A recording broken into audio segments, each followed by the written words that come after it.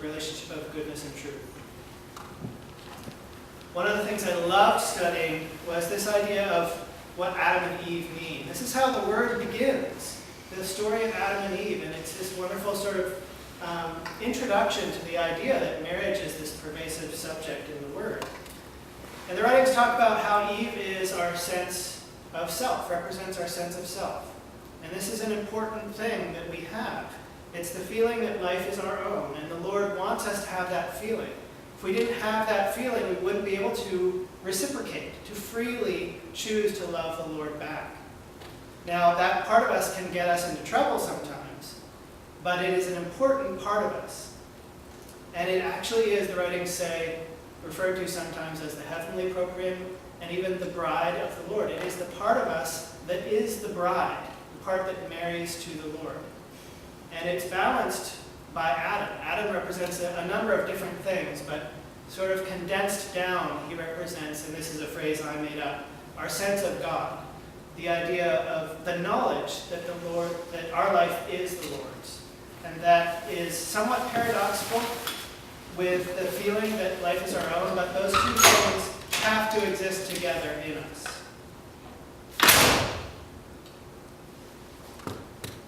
Here's a little chart I made to reflect a little bit of the idea of the hierarchy that exists in the heavenly marriage.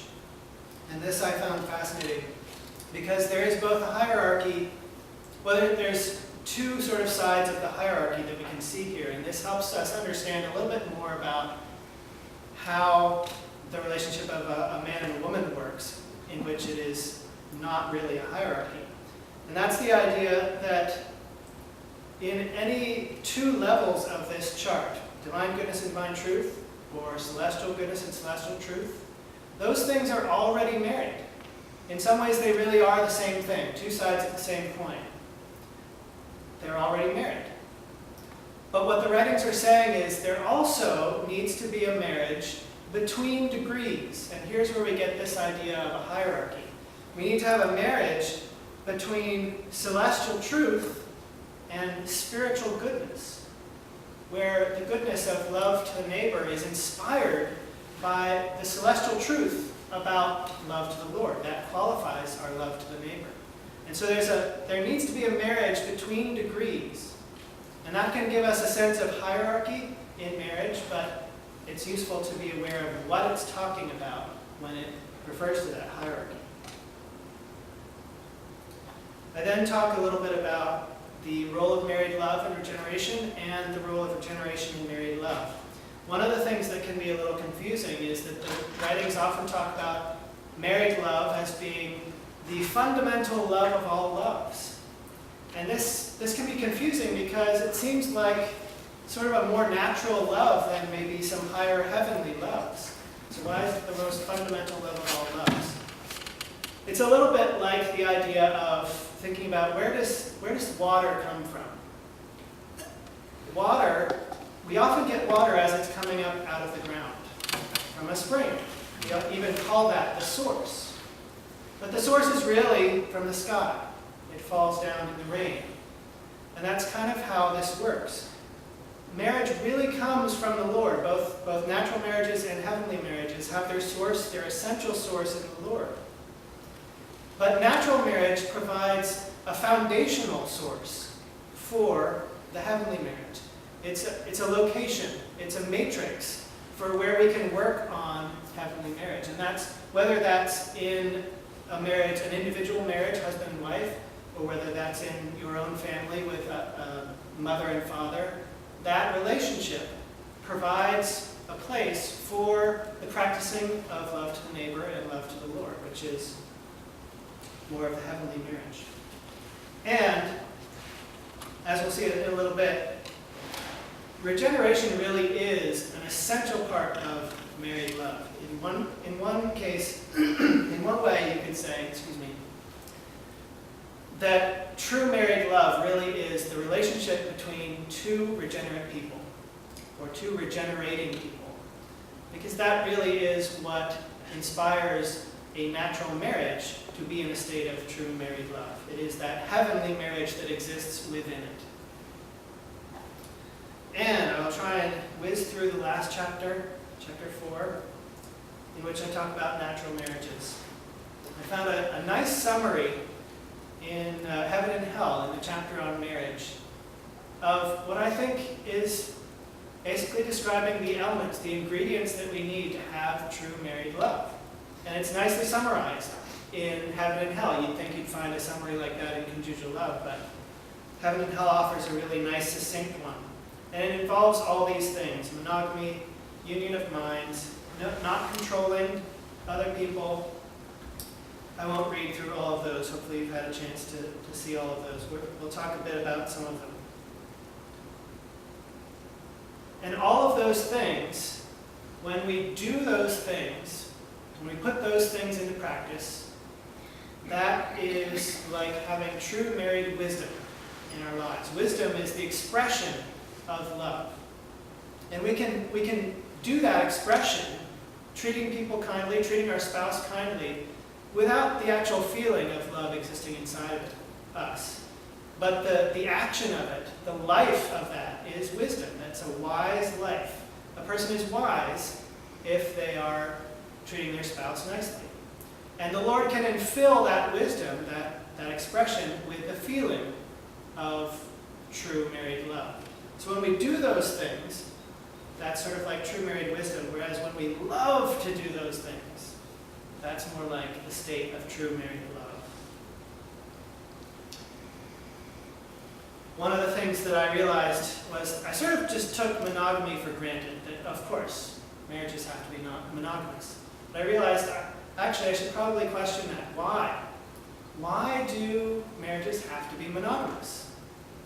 We might think, for example, in terms of the heavenly marriage, well, the Lord is married to lots of different people in some ways. The church is made up of lots of different people. The writings even talk about the marriage of Solomon with his many wives as being like the Lord married to many religions. And also in terms of the heavenly marriage, can't one truth inspire many different kinds of goodness? Or can't one goodness be reflected in many different truths? So we might ask, why monogamy? And I think it comes down to the idea that we can't have true reciprocation unless we have two things focusing completely on each other. It won't be a reciprocal relationship, which is what makes true marriage. This is just kind of an interesting little aside I noticed. In the book of Revelation, the Lord has the name King of Kings, Lord of Lords written on his thigh. The writings say that the thigh represents conjugal love, and I thought this was an interesting little pointing to this idea of conjugal love, natural marriages being the foundational love of loves, to the point where the Lord has his name written on the thigh. So as I mentioned before, true married love in many ways is really the same as regeneration. You can't have true married love unless you have two partners working together, but also individually on their individual regeneration. That is what makes a natural marriage have true married love. And I had that list up there before from Heaven and Hell of describing what's involved in true married love, and it really is the same thing as what's describing the heavenly marriage, regeneration. We could translate the idea of monogamy into don't have any other gods, worship focused solely on the Lord, understanding other people, not controlling other people, shunning evils. All of these things can be translated into this life of regeneration, the golden rule. It fits nicely. So there's a difference between men and women. One of the thoughts I had about this is it's almost as if the Lord is, you think of him as the sun, and he's shining down his heat and light on all of us. And it really is a marriage of goodness and truth shining down on all of us. And it's almost as if the Lord said, okay, all you men go out there and soak up all the light. And all you women go out there and soak up all the heat. And it's really the same thing. And it's just our orientation that receives it in different ways. But we all receive the marriage of goodness and truth from the Lord. And so this orientation is reflected in different ways. With men, it's a perception from intellect. With women, a perception from love.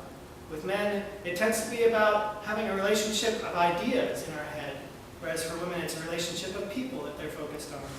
It's about theory versus application, or as I've been saying, distinction versus conjunction. And it's not to say, these are generalizations. It's not to say that all of us can't partake in all of these things, but the genders have these different orientations, which are useful for each other. And this is helpful in thinking about the image of God as why is it that the Lord takes on a masculine form so often? And I think part of what it is that it's a matter of seeing the distinction between us and God. When we think of the Lord as distinct from us, that takes on a masculine form. Whereas when we live the Lord, which is the church, that takes on a feminine form. As I mentioned before, in true married love, there's a back and forth between the lover and the receiver, the giver and the receiver, instead of just a one-way thing. Keep moving here. There's this idea of men representing women, love clothed with wisdom, and women representing wisdom clothed with love. And with men, it's kind of this sense of a love for the expression of love. Wisdom is the expression of love, and so we have a love for that. With women, it's more of the life of that love, the life inspired by that expression. And interestingly, with both, it ends up sort of coming down to a love for the wisdom of love. And it just takes different forms in the genders. And they combine nicely. In a husband and wife, they combine nicely. And one of the ways that I noticed when I was thinking about this, not only do we have this nice sort of trine of love, wisdom, and use, because the writings talk about the love in a wife being like a secondary love, more of an applicational love. It also points out the way that we can be both distinct and one at the same time. That if you think about that inner ring, the blue ring, that's like the wisdom that the husband and wife share. It's the same wisdom. They're living the same life together. And yet they're also maintaining their separate loves. They have distinct loves, so they never lose their individuality. One of the interesting things about what the writings say about rational wisdom, there are really only 8 passages in conjugal love that talk about that specific thing that men have that is in contrast to what women have, the true married love that women have. And in every passage, it's really saying it's rational and moral wisdom. It's not just rational wisdom. We all have rational wisdom or should have rational wisdom.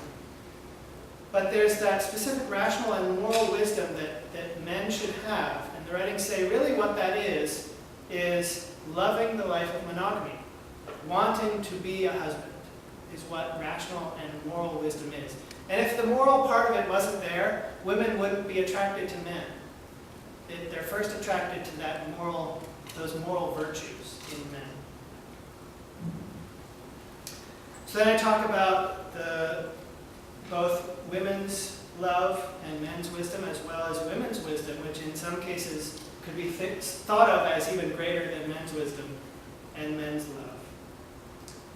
And it's interesting to note that men and women are as similar as goodness and truth, and as different as goodness and truth, which is why I think they are compared to each other. I'm going to skip through this one. Oneness.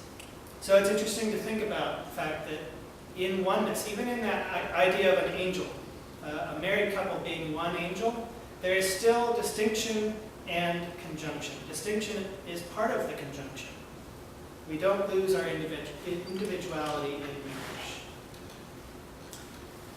I had a chapter, I'm going to skip through this, I would love to spend more time on this, but I had a chapter on this concept of feminine derived from the masculine. The writings talk about it, and there are a lot of interesting things they say about it, but I don't have time at this point. And roles and representations.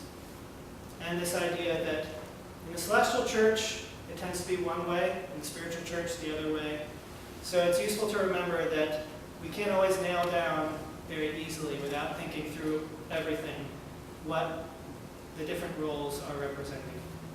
And I finish with sort of a return to the divine marriage, of this idea of, can a woman represent the Lord? And there are a number of interesting ways that can be true. The Lord is the source of femininity, which I think is reflected in this idea of the word creatress. There are many references to the Lord being like a female bird caring for its chicks. There's the idea of the Lord being the regenerator, the one who gives spiritual birth to us. And there's this idea that wives, in some ways, represent the Lord even better than husbands do, in the sense that they have that constant love flowing through that men receive. So there are ways that the feminine can represent the Lord. And yet we have to be careful with it. We don't want to get the sense of the Lord being two different people. So, in conclusion, just to come back to the main ideas, the reason why these many different things are all called marriages is because they are all in some ways reciprocal relationships. And they all involve this paradoxical union of distinction and conjunction.